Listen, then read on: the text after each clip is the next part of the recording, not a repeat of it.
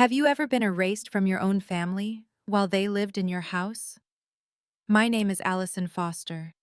I'm 34, an architect, and for most of my life, I believed that family meant something, that blood mattered, that if you just kept showing up, kept trying, eventually you'd be seen. I was wrong. When I called my stepmother to ask about our annual family vacation, she told me they'd already left. "We only invited people who actually matter," she said. Then she demanded I send over the keys to my beach house, the one my father left me, and told me not to make a scene. I smiled. I hung up. And 3 days later, I sent those keys. But tucked inside the envelope was something else. Something that made her scream the moment she opened it. If you're watching this, please subscribe and let me know where you're watching from. This is what happened when I stopped being the daughter who stayed quiet. To understand what happened, you need to know about the Fosters.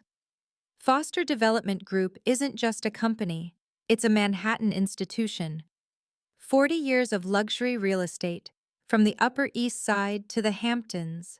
My father, Richard Foster, built it from nothing, 2 empty hands and a vision. By the time I was born, our projects were featured in Architectural Digest. Our family appeared in the New York Social Diary. We were the kind of people other people wanted to be. I'm the daughter from his first marriage. My mother died when I was 8, cancer, fast and brutal. For 4 years, it was just Dad and me. He taught me to read blueprints before I could do long division. We'd spend weekends walking through construction sites, him explaining load-bearing walls and foundation integrity like other fathers talked about baseball. Then he met Victoria. She was elegant, polished, exactly what a man like my father was supposed to want. I was 12 when they married. I tried to be happy for him. I really did. 6 years later, my half-sister Madison was born. The golden child. The one who looked like Victoria, acted like Victoria, wanted everything Victoria wanted. I went to Columbia and studied architecture. I loved it. The creativity, the problem-solving, the idea that you could build something that would outlast you. After graduation, everyone assumed I'd join Foster Development, take my place in the family empire. I didn't. I started my own practice. Small projects, sustainable design, historic renovations, work I believed in. Victoria called it a betrayal.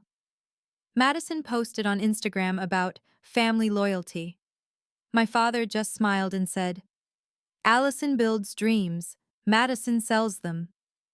He meant it as a compliment to both of us. Victoria heard it as a hierarchy. The beach house sits in the Hamptons, 6 bedrooms with unobstructed ocean views.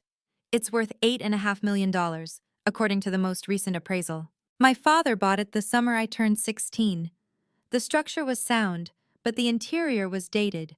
Dark paneling, closed-off rooms, tiny windows that wasted that incredible view. He handed me a sketch pad and said, "Show me what you see." We spent 2 years redesigning it together. Knocked down walls, added floor-to-ceiling windows, built a wraparound deck from reclaimed teak. The kitchen got top-of-the-line Miele appliances. The living room got custom built-ins and a fireplace faced in limestone. Every detail was intentional. That house taught me what architecture really meant. Not just buildings, legacy. Creating something that would matter long after you were gone. My father died 6 months ago. Massive heart attack in his office. No warning. One moment he was reviewing contracts, the next he was gone. The will reading happened 3 weeks later. Victoria got CEO position, temporary, until the board appointed someone permanent. Madison got the VP of marketing role she already held, plus a significant stock package. Together, they inherited the majority of company shares and control of the $12 million family foundation. I got the beach house. It was mine completely, held in something called an irrevocable trust with me as the sole trustee. No one could touch it. No one could take it. It was protected. I also got 20% of company stock, non-voting shares. Enough to matter financially, not enough to have a say in decisions. At the time, I thought it was fair. Generous, even. James Crawford, my father's attorney, pulled me aside after the reading. Your father was very specific about protecting what's yours, he said quietly. Read the trust documents carefully. I nodded, not really understanding. I should have paid more attention. The changes started immediately. Victoria moved into the CEO office the day after the funeral. Within a week, she'd rearranged the executive team, brought in her own consultants, started talking about new directions and fresh vision. I wasn't invited to those meetings. When I asked about attending board sessions, I was a shareholder after all.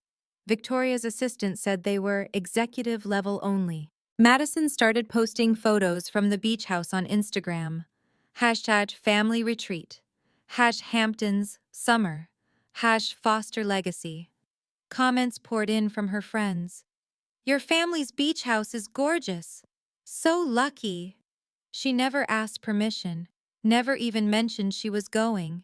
At our weekly family dinners, a tradition Victoria insisted on maintaining for your father's memory, the conversation always circled back to the company, the Florida expansion, the new development in Tribeca, Madison's marketing campaigns. When I mentioned my own projects, Victoria would smile tightly. That's nice, dear. Maybe you could focus on your little architecture projects and let us handle the real business. Little projects, real business. I kept showing up to those dinners at Per Se, kept smiling across tables laden with Waterford crystal and Christoffel silver, kept pretending I didn't notice how they talked around me instead of to me. Your father would want us to stay united, Victoria said once, reaching across to pat my hand. Her Cartier bracelet caught the light. Don't be difficult. Difficult. That's what I was when I had boundaries. Difficult. During one dinner, Victoria mentioned something in passing. We're finalizing the Florida expansion. It's going to require significant capital. I looked up. Where's the capital coming from? She smiled. We're exploring options. Don't worry about it. But I did worry, because I was starting to understand that when Victoria said we, she never meant me. The call came on a Tuesday afternoon while I was reviewing blueprints for a brownstone renovation in Brooklyn. Allison, darling, Victoria's voice was honey smooth. We need the beach house for a client retreat next month. It's for the company, your father's legacy. I set down my pencil. I have projects scheduled there. I use it as a workspace. Surely you can work from your apartment for 1 week. Victoria, I can't just... This is important. These are major clients, the kind of relationships that keep the company thriving. I took a breath. I'm sorry, but no, the house isn't available. Silence. Then, I see. She hung up. 10 minutes later, my phone lit up with texts from Madison. Seriously? You're being selfish. This is for all of us. Dad would be so disappointed. I didn't respond. At dinner the following week, Victoria brought it up again, this time in front of guests. A couple from Texas, potential investors in the Florida project. The woman wore a Bulgari necklace that probably cost more than my annual salary. Allison is still learning about family priorities, Victoria said, laughing lightly. She cut into her Dover soul with practiced precision. She thinks the beach house is hers alone. The investors glanced at me. I felt my face heat. The house is in a trust, I said quietly. I can't just hand it over for commercial use. A trust you control. Victoria's smile didn't reach her eyes. Don't hide behind paperwork, sweetheart. The investor husband cleared his throat. The Hamptons property, that's the 6-bedroom on Meadow Lane, right? Beautiful location. Victoria nodded. Yes, it's been in the family for years. Perfect for entertaining. She was lying. She was sitting there in Per Se, lying to investors about who owned my house. And I realized this was just the beginning. The email arrived 3 days later. Subject line: We need to talk, not at the office. Sender: Diane Chen, CFO of Foster Development. I'd known Diane for years. She'd worked with my father since I was in high school. A steady, principled woman who treated numbers like sacred texts. If Diane wanted to meet off-site, something was seriously wrong. We met at a coffee shop in the West Village, far from Midtown and anyone who might recognize us. Diane looked exhausted. She ordered a double espresso and didn't touch it. "I need to show you something," she said, sliding a folder across the table. "But if anyone asks, we never met." Inside were bank statements, foundation account transactions, withdrawals in neat columns: $125,000, $87,000, $128,000. What am I looking at? Victoria's been pulling money from the family foundation, $340,000 in the past year alone. Diane's voice was barely above a whisper. She categorized them as marketing expenses, but there are no invoices, no documentation, nothing. My stomach dropped. The foundation has strict rules. "I know, your father set it up that way deliberately. Charitable purposes only. Emergency family hardship with board approval." She tapped the papers. "These don't qualify." I raised concerns. Victoria told me it was a temporary loan and threatened my position if I documented it. "Why are you telling me this?" Diane finally looked at me. "Because your father trusted me to protect what he built. This isn't right. And," she hesitated, "this isn't the first time. There's another 200,000 from earlier withdrawals. Different categories, same pattern. Nearly $600,000. What's she using it for?" "I don't know, but I think it's connected to the Florida expansion." Diane pushed a USB drive across the table. "Everything's on here. Bank statements, email trails, authorization forms. If anything happens to me," she said, "this needs to go to the board." James Crawford's office occupied the 42nd floor of a midtown tower, all mahogany furniture and walls lined with leather-bound legal volumes, old money aesthetics for old money clients. I spread Diane's documents across his desk.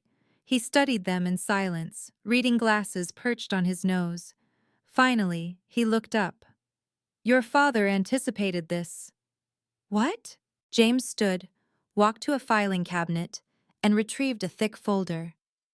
"When your father revised his will 3 months before he died, he added something, Section 7, Paragraph 3. He opened the document, pointing to a dense paragraph of legal text. "It's called a forfeiture clause. If any beneficiary willfully attempts to deprive another beneficiary of their rightful inheritance through fraud, coercion, or misappropriation of estate assets, they forfeit their entire inheritance." I read the paragraph twice. "The foundation counts as estate assets?" "Yes. It was established with estate funds and governed by the will's terms." James sat back. "Your father knew Victoria. He loved her, but he knew her. So if I can prove she misused the foundation and tried to coerce me, she loses everything. The CEO position, her inheritance, her stock, her board seat, all of it." He paused. "Madison, too, if she's complicit." The room felt smaller suddenly. "Why didn't you tell me this before?" "Because your father's instructions were specific. I was to inform you only if Victoria made a move against you." James handed me the folder. "Read these tonight. Every word. Understand your rights." I took the folder, hands shaking slightly. "One more thing." James pulled out a sealed envelope, my name written across it in my father's handwriting. "He left this for you, to be opened when you need his strength." I stared at the envelope. "He knew," I whispered. "He knew she'd do this." "He knew," James confirmed, "and he made sure you wouldn't face it alone." Sophie Martinez had been my best friend since Columbia. We'd pulled all-nighters in the architecture library, celebrated each other's first commissions, survived heartbreaks over wine and takeout. After graduation, she'd gone to law school, real estate law specifically. I showed up at her apartment in Chelsea with the documents and my father's letter, still sealed. She read through everything twice, making notes on a legal pad. "Can they force you to sell the house?" I asked. "No. It's in an irrevocable trust with you as sole trustee. Legally, it's bulletproof." She set down her pen. But they can make your life hell, and they will. I know. Do you? Sophie leaned forward. Because this isn't just family drama anymore. This is a legal battle. If you activate that forfeiture clause, there's no going back. Victoria will fight. Madison will fight. It'll be ugly. It's already ugly. It'll get worse. She softened. What's your endgame? Do you want them out of your life or do you want justice? I thought about the beach house, the foundation, my father's legacy being gutted for a real estate deal. I want them to understand that I'm not someone they can erase. Sophie nodded slowly. Then we need to document everything. Every text, every email, every phone call. If they escalate to coercion, you have grounds for a restraining order, and it strengthens the forfeiture case. She helped me draft an email to Victoria.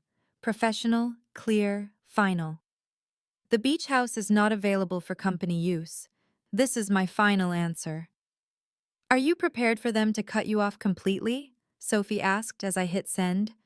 No more family dinners? No more pretending? I thought about those dinners at Per Se, the crystal, the lies. I've been cut off emotionally for years, I said. I'm just making it official. 2 weeks later, Victoria called. Her voice was different, warmer, almost genuine. Allison, darling, we need to talk about the annual family vacation. Every July, the Fosters spent a week at the beach house. It had been tradition since my father bought the place. Swimming, bonfires, long dinners on the deck watching the sunset. The first summer without him.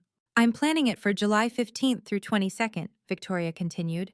I wanted to give you the dates so you can clear your calendar. I'll check my schedule. It's important we're all there, for your father's memory. A pause. Madison is bringing her fiancé. It's a family milestone. Something felt wrong. Victoria was being too nice, too accommodating. I'll let you know, I said. Perfect. I'll have Madison send you the details.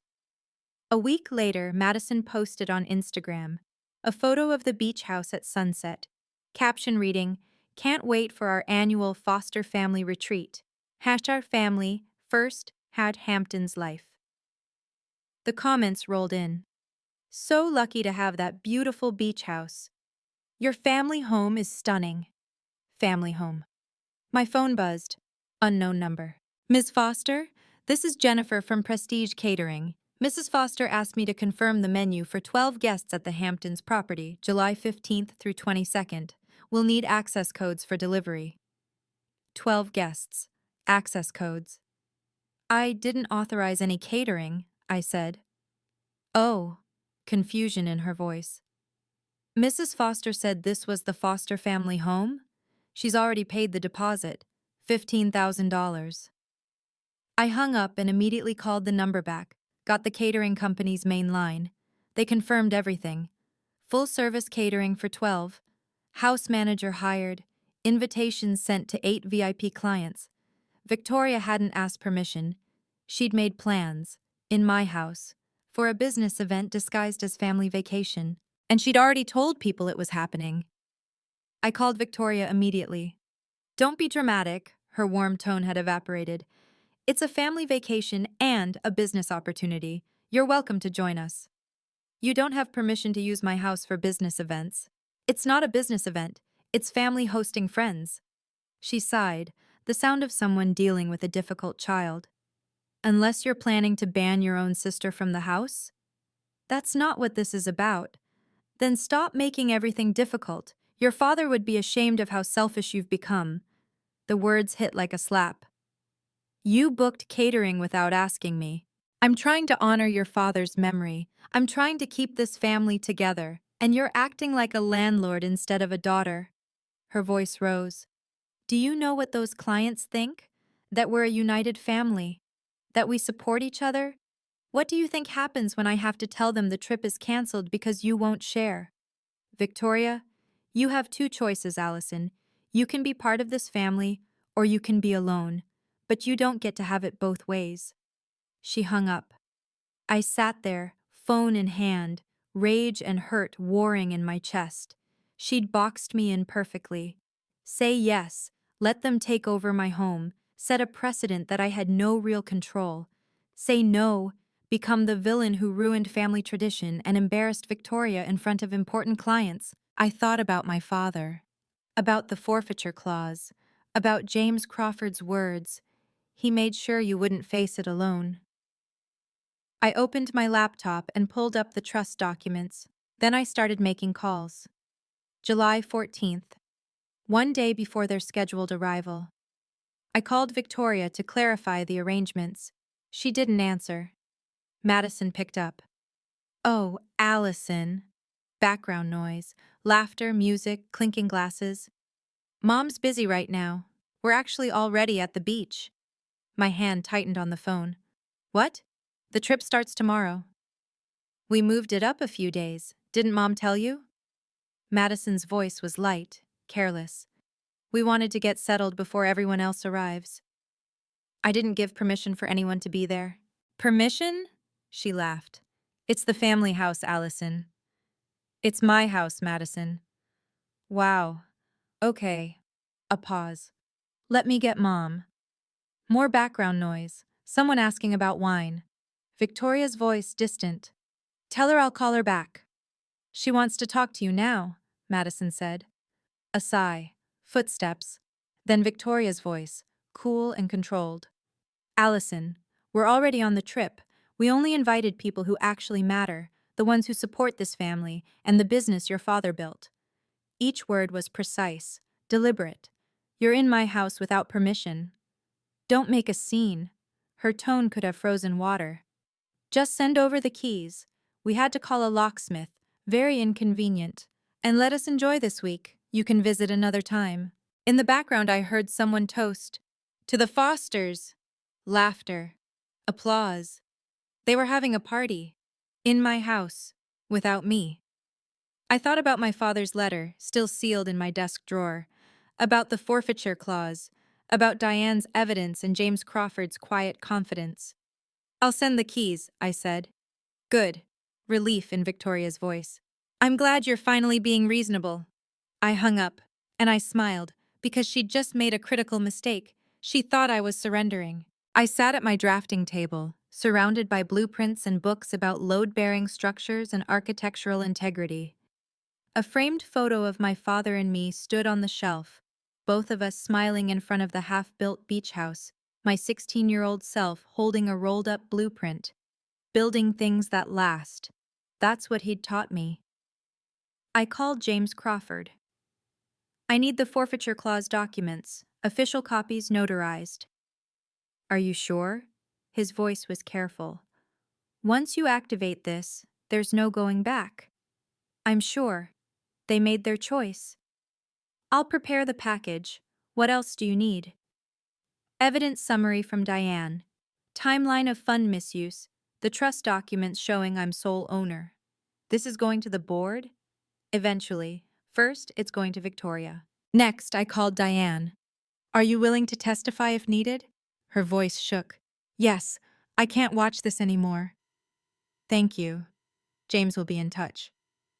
Then I opened my father's letter. My hands trembled as I unfolded the paper. His handwriting, strong and clear. Allison, if you're reading this, it means you're facing a choice I hoped you'd never have to make. I built this company with my hands, but I built you with my heart. You are my greatest achievement. Victoria loves power. Madison loves comfort. But you, my darling girl, you love truth. That's why I'm trusting you with the hardest job, protecting what matters. The house isn't just property. It's a test. If they come for it, it means they've forgotten what family really means. Don't let anyone make you small. You are a foster. You are my daughter. And you have every right to take up space in this world. I'm sorry I won't be there to stand beside you. But I made sure you'd have the tools to stand on your own. Use them wisely. Use them justly. And know that I'm proud of you. Always. Love, Dad. Inside the envelope was a photo. Me and Dad in front of the beach house, both of us grinning. I cried then. The first real tears since the funeral.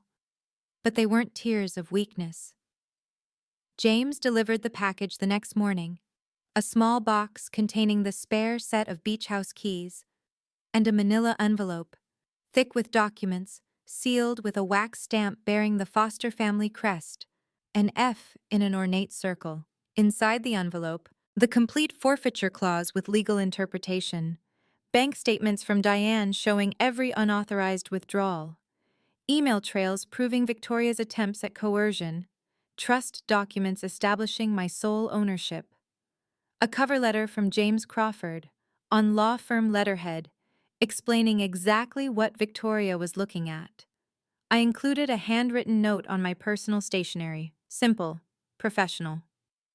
As requested, please read the enclosed documents carefully. A. I sent it via courier, signature required, tracking number recorded. Then I went back to work. I met with a client about a historic brownstone renovation, reviewed structural drawings for a sustainable housing project in Queens, had lunch with Sophie, who squeezed my hand and said, "You're doing the right thing." I didn't check my phone obsessively, didn't refresh the tracking page every 5 minutes. I'd done what needed to be done. Now I waited.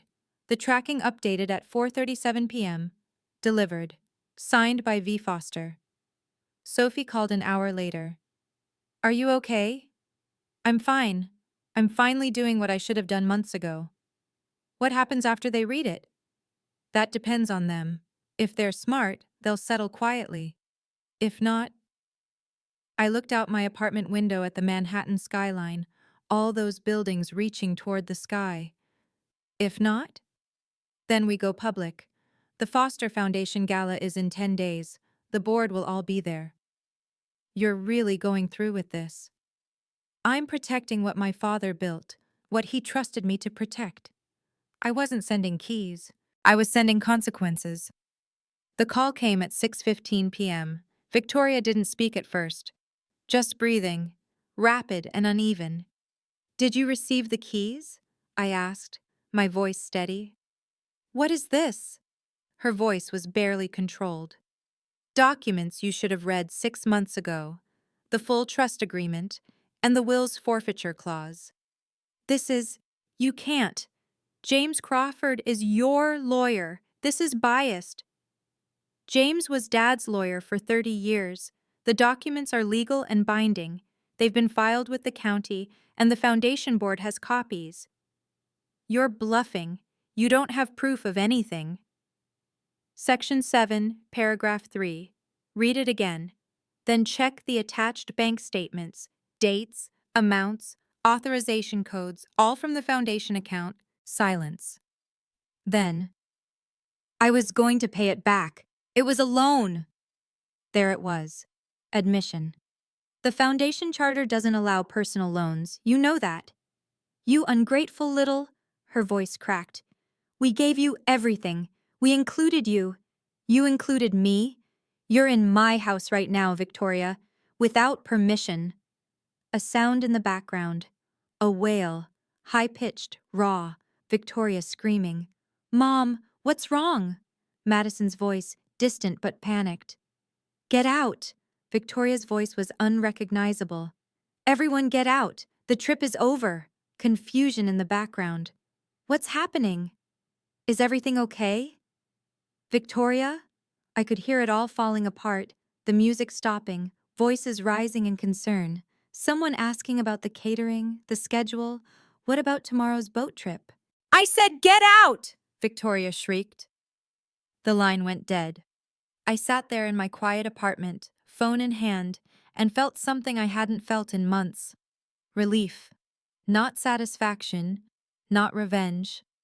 Just the simple relief of truth finally being louder than lies. James called the next morning. "Victoria's attorney contacted me. They're threatening to contest the forfeiture clause." I'd been expecting this. "On what grounds?" "They claim you engineered a situation to trigger it, that you refused reasonable family requests to create evidence of coercion." "I have texts and emails proving they initiated everything. I never refused reasonable requests. I refused illegal use of my property. I know. Their case is weak, but they're going to make noise. Papers rustled on his end. The foundation board meets quarterly. Next meeting is the night of the gala, actually. August 3rd. 3 weeks away. Will they hear the evidence? If you formally petition, yes. You're a beneficiary. You have standing. Prepare the petition. I want it filed this week. James hesitated. Allison, are you sure? This will be public. Everyone in your social circle will know. I thought about those dinners at Per Se, the whispers, the careful exclusion disguised as family unity. They should know. My father built that foundation to help people, not fund Victoria's vanity projects. There's one more thing. James's voice dropped. Madison called me separately. She claims she didn't know about the fund misuse, says her mother told her the withdrawals were authorized. Did she sign the authorization forms? Yes, 2 of them. Then she knew enough. I stood, walked to my window. Ignorance isn't an excuse when you benefit from the crime. I'll file the petition today. After we hung up, I pulled up Madison's Instagram. Her most recent post was from yesterday, a photo of the beach house deck, caption deleted, comments turned off. The next post was a quote graphic, "Family is everything." I closed the app. Family is everything, unless you're the one they're trying to erase. We met at James's office, neutral territory with legal protection. Diane arrived with a leather portfolio, looking more determined than frightened now. She'd made her choice. I brought the full audit, she said, spreading documents across the conference table. $587,000 withdrawn over 18 months. James and I reviewed the breakdown. $340,000 categorized as marketing expenses. No invoices, no contracts, no deliverables. $125,000 labeled emergency family loan. No repayment schedule, no board approval, no documentation of emergency. $122,000 paid to Foster Consulting LLC, a limited liability company that Victoria owned personally. I documented everything, Diane said, because I knew this day would come. Your father taught me, integrity isn't convenient, but it's necessary. Are you prepared for retaliation? I asked. Victoria will try to discredit you. I have 22 years with this company, clean record, and I have my own copies of everything, stored off-site. She met my eyes. I'm not afraid anymore. James made notes. Diane's testimony is credible. Combined with bank records and your evidence of coercion, the board will have no choice but to act. What about Madison? I asked. Diane pulled out another document, an email, printed and highlighted, from Madison Foster, to Accounting Department, subject, authorization needed, ASAP. Mom needs this approved by end of day. It's for the Florida deal. Don't make her wait. The email was dated 4 months ago. The amount, $128,000. She knew, Diane said quietly. I stared at my half-sister's words. So casual, so certain of her authority. Don't make her wait. What's the Florida deal? I asked. Diane and James exchanged glances. That, James said, is where this gets interesting. I spent that evening researching. Foster Development's website announced it proudly. Major expansion into South Florida luxury market. A $45 million project. Beachfront condos in Miami. High-end retail. The future of Foster legacy.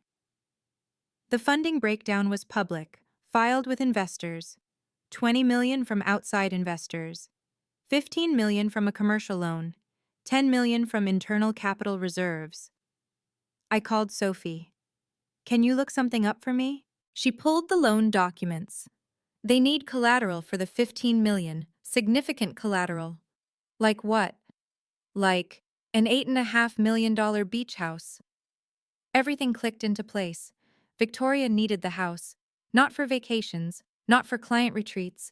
She needed it as collateral for the Florida loan. If I'd voluntarily transferred ownership to the company, which she'd been pressuring me to do, they could leverage it without my consent. And if the Florida deal failed, the bank would foreclose. I'd lose the house. Victoria and Madison would walk away with whatever they'd already spent. They weren't just stealing from the foundation, Sophie said. They were stealing your future to fund theirs. I found another article in Commercial Observer.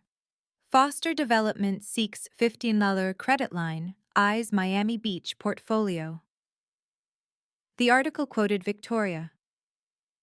We're proud to leverage our family's legacy assets to build the next generation of luxury developments. Family legacy assets. My house. The house my father gave me.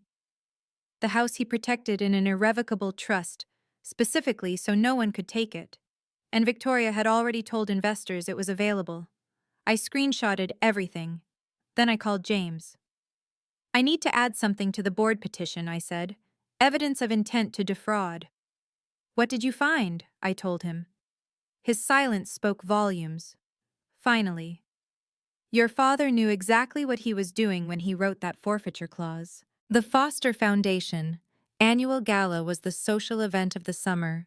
200 guests. The Plaza Hotel's grand ballroom, black tie. The invitation list read like a who's who of New York society. Donors, board members, business partners, politicians, old money and new money mingling over champagne and promises of philanthropy. This year's theme, Building Legacies. The irony wasn't lost on me. Victoria would be the host, giving the keynote speech about carrying forward Richard Foster's vision. Madison was co-chair, had been posting about it for weeks. Photos of her dress fittings, behind-the-scenes prep. Honoring Dad's memory in elegant script over sunset photos. My invitation arrived by courier, formal, unavoidable. Sophie came over the night before. Are you really going? I have to. The board meeting is right after, in the private salon upstairs. If I don't show, Victoria will spin it as me abandoning the family. What's your plan? I looked at the garment bag hanging on my closet door. Simple black Dior, vintage. The pearl earrings my father gave me for my college graduation. I'm going to let her give her speech. Let her talk about legacy and family values and integrity. I met Sophie's eyes. And then I'm going to the board meeting with evidence. You're not going to confront her publicly? I don't need to. The board will do it for me. My phone buzzed. Text from Madison. Please don't come tonight. Mom is already stressed. Can't we handle this privately? I showed Sophie. She's scared, Sophie said. She should be. I texted back. I'll be there. This is private. It's a family foundation event. See you tonight. 3 dots appeared, then disappeared. No response. I pulled out the folder James had prepared. Petition for emergency board review. Evidence summary, Diane's testimony. The Florida deal documents. Everything organized, professional, irrefutable. My father's voice echoed in my memory. Allison builds dreams. Tomorrow night, I'd build something else. Justice. The plaza's grand ballroom glittered like something from another era. Crystal chandeliers, gold leaf molding, tables draped in ivory silk with centerpieces of white orchids and roses. A string quartet played near the entrance. Waiters circulated with champagne and canapes. I arrived alone, my vintage Dior simple against the sea of designer gowns.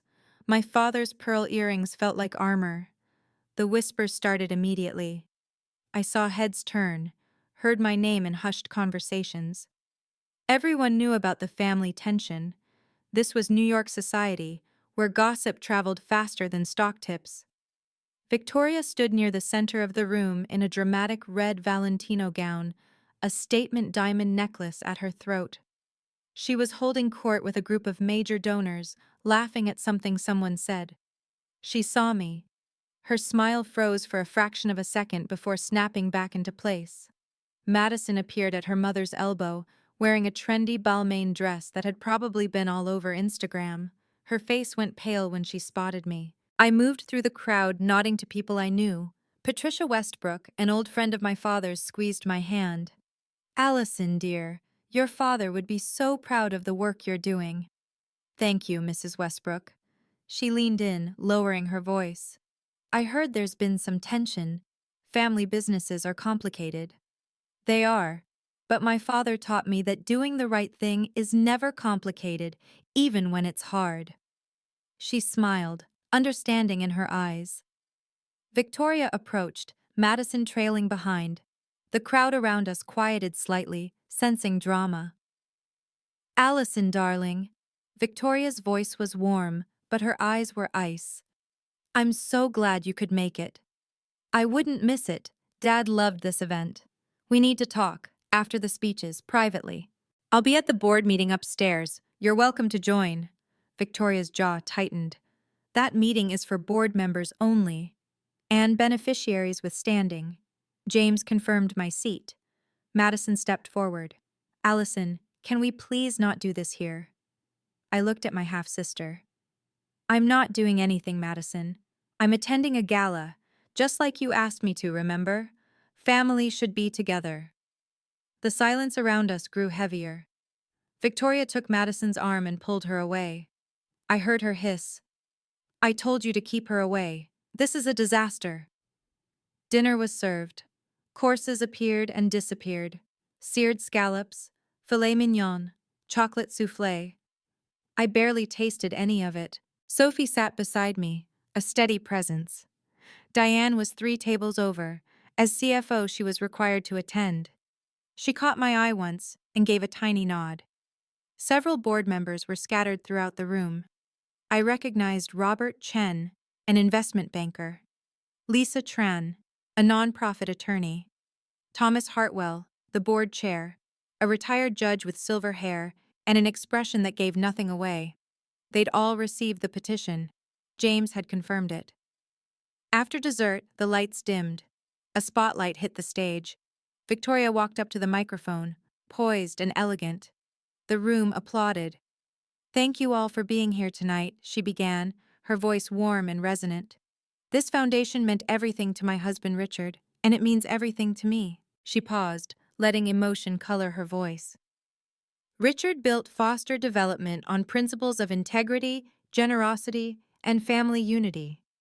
He believed that wealth is a responsibility, not a privilege, that we must use our resources to lift others up. Murmurs of agreement rippled through the crowd.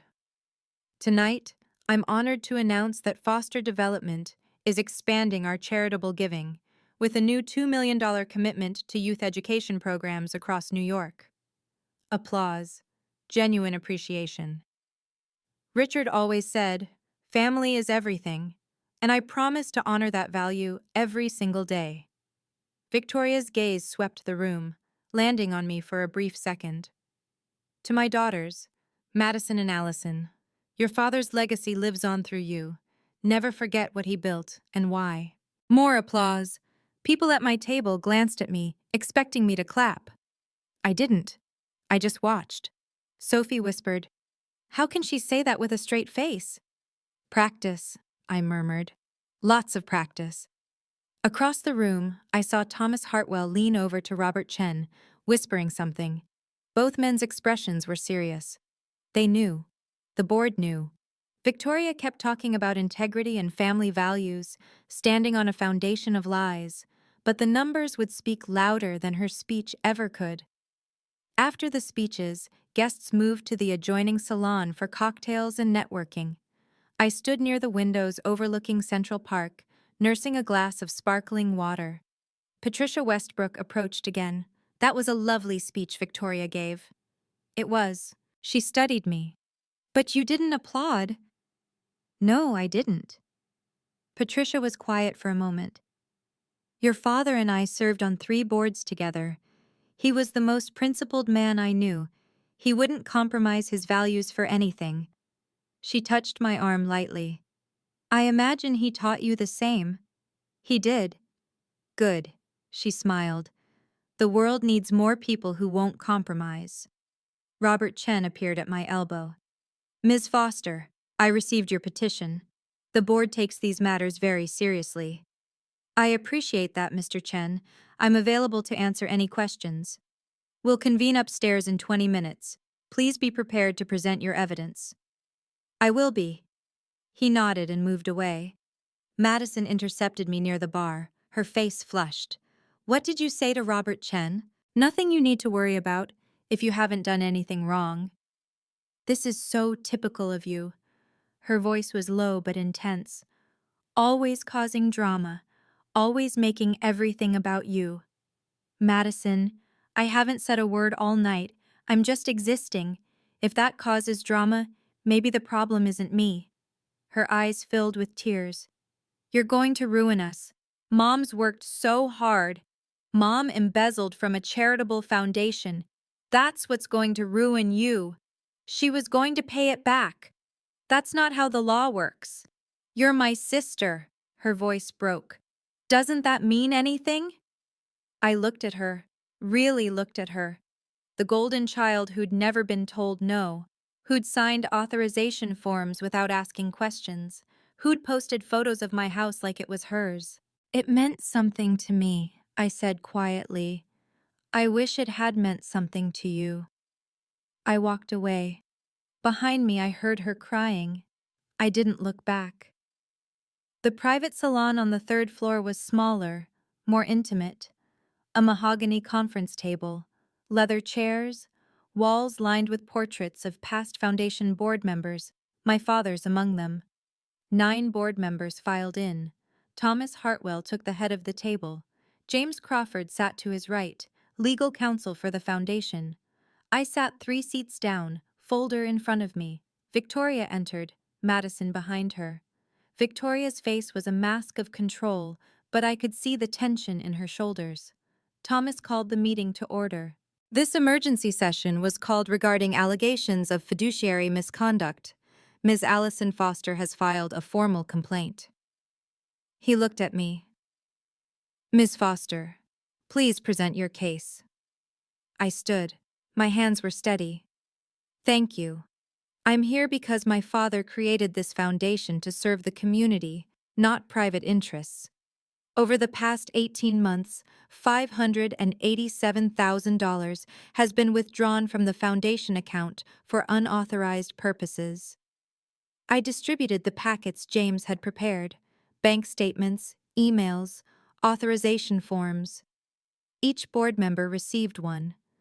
Victoria's face went white. These withdrawals violate the foundation charter, which explicitly prohibits personal loans and requires board approval for any expenditure over $10,000. Victoria started to speak. Those were legitimate business expenses. Thomas cut her off.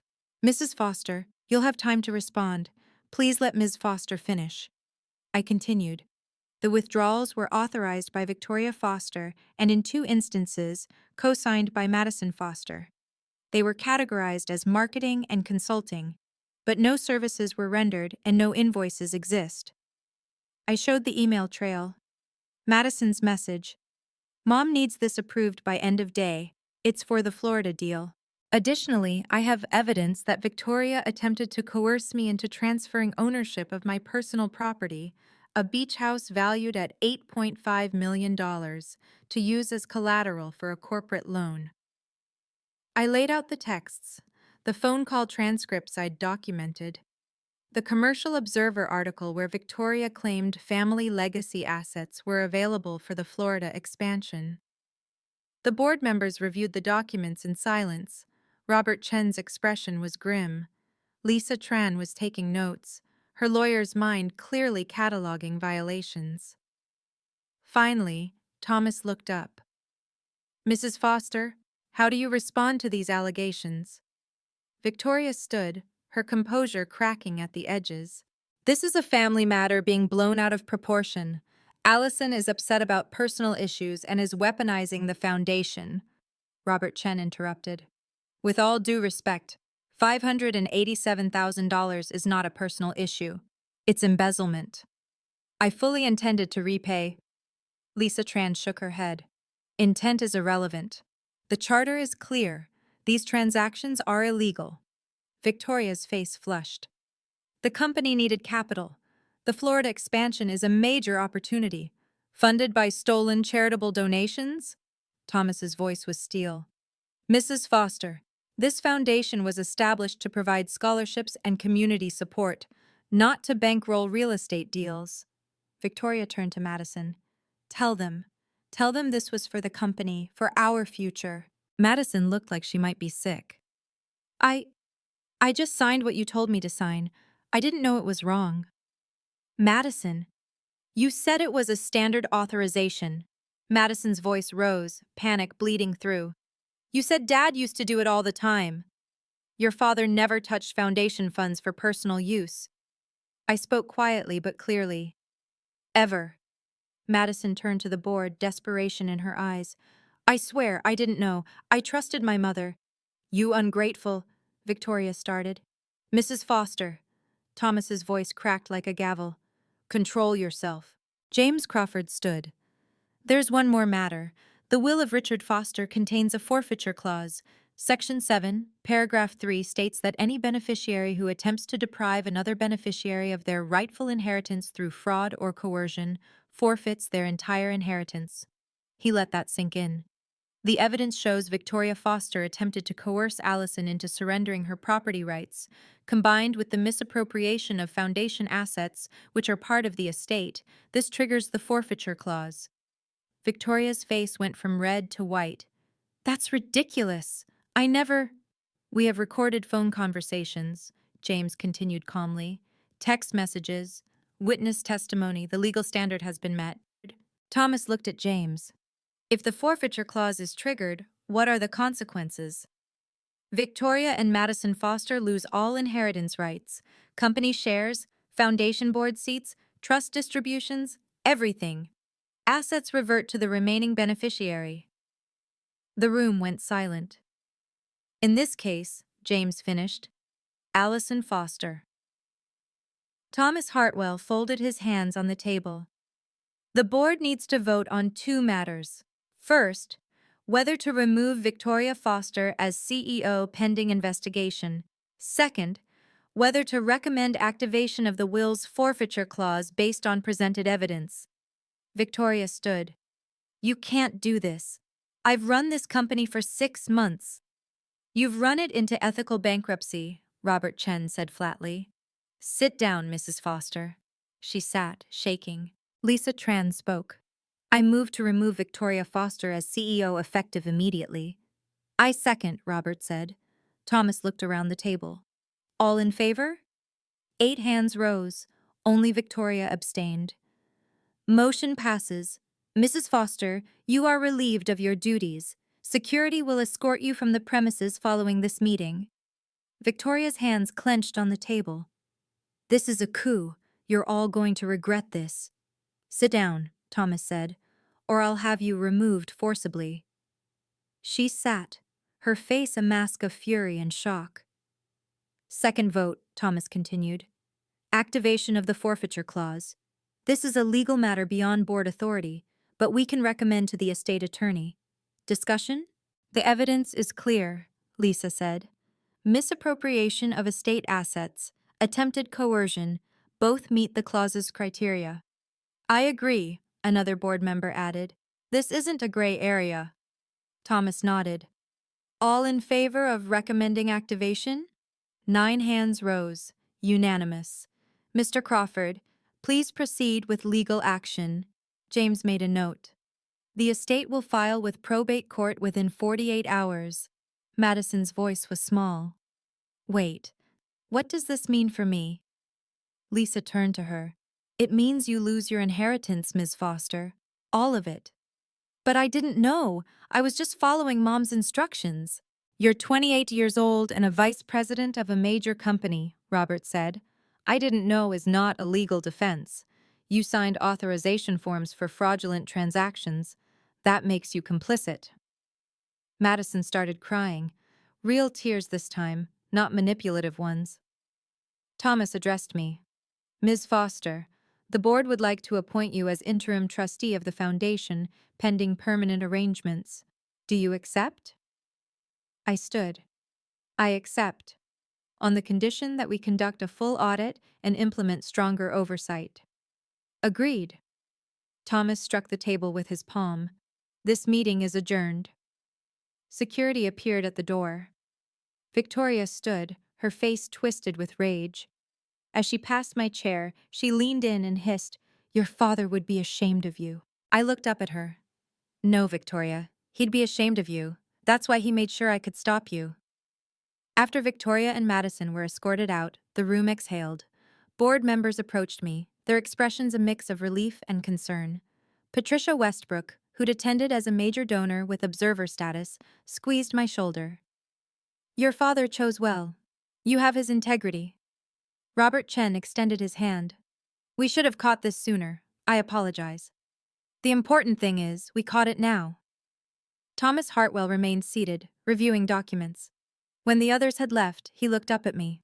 "Your father told me something years ago. He said if anything happened to him, I should watch out for you." He smiled slightly. He said, "Allison will need allies, not rescuers." I'm glad he was right. Thank you for listening. Thank you for having the courage to speak up. Many people wouldn't have. Diane appeared in the doorway, her eyes red. "Thank you. I was so scared to come forward." I hugged her. "You did the right thing, and you'll be protected. I'll make sure of it." James gathered his files. "The legal process will take a few months, but the outcome is clear.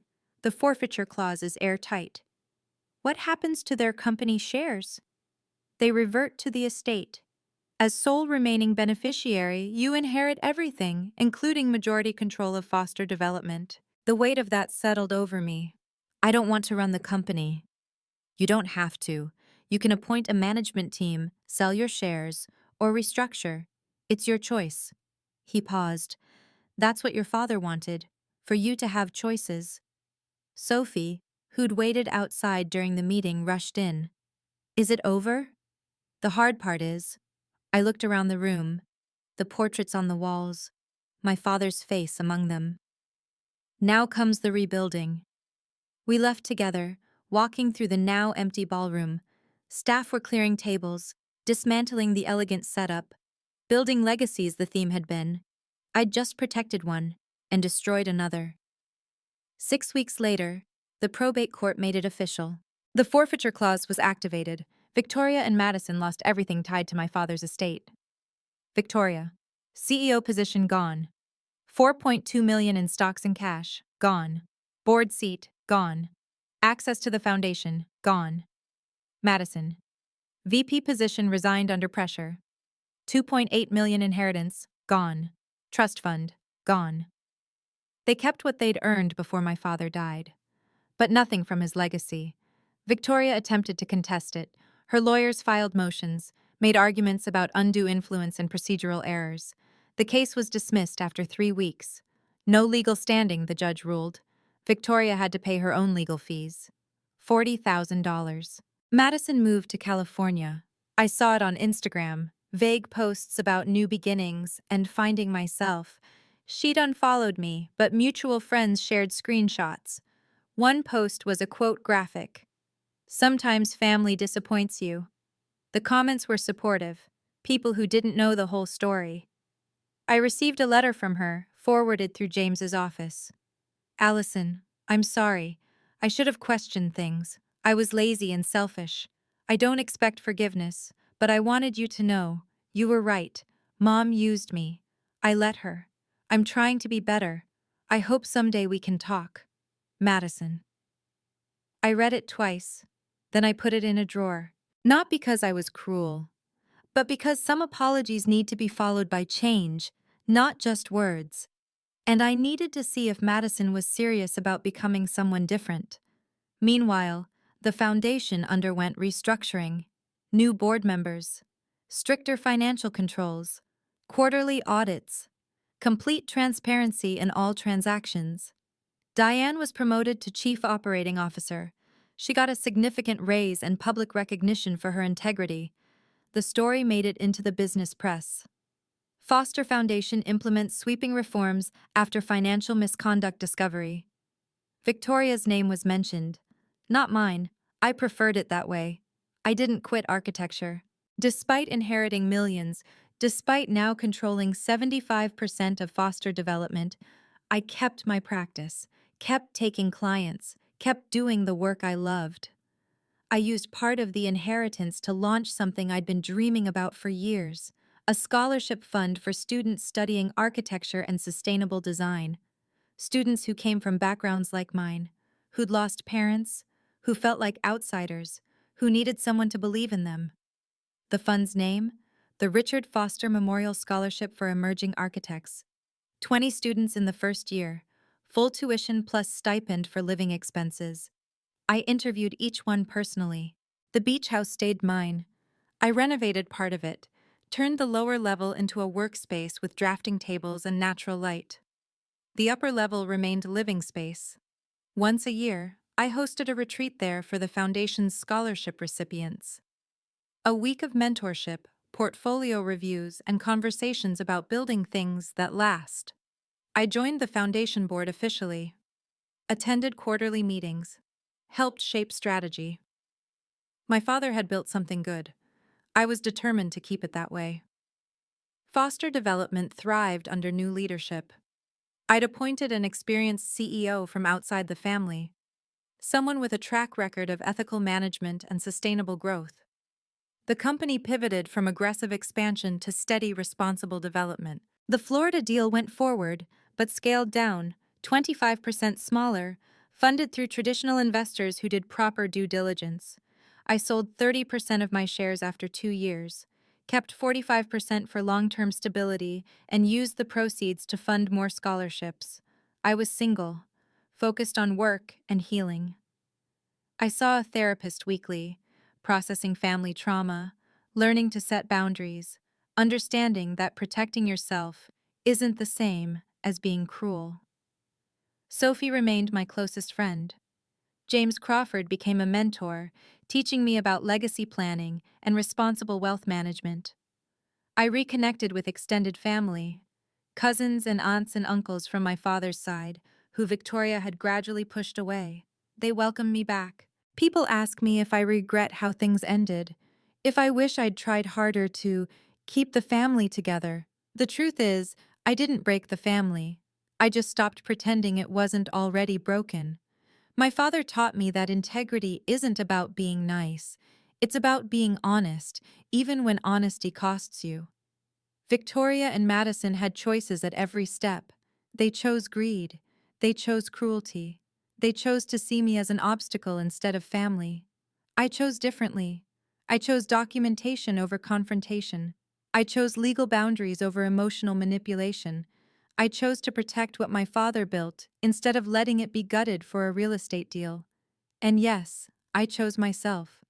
For the first time in my life, I chose my own worth over their approval. If you're in a similar situation, if someone is trying to take what's yours, whether it's property or dignity or peace, know this.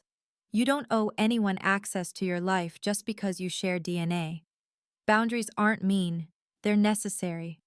And sometimes, the most loving thing you can do is let people face the consequences of their own actions. I think about my father often, about the letter he left me, about how he knew, even before he died, that I'd need protection. He gave me the tools, the trust, the forfeiture clause, the legal framework to stand up for myself. But more than that, he gave me the example.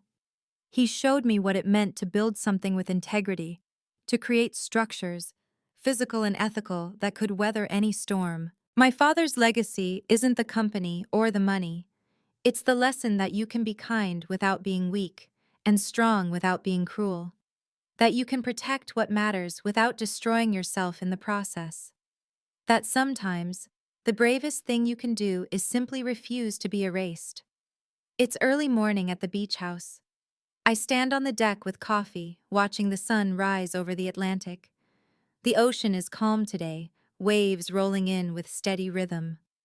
On the table beside me, blueprints for a community center, a project funded by the foundation, sustainable design, accessible spaces, built to serve a neighborhood that needs it.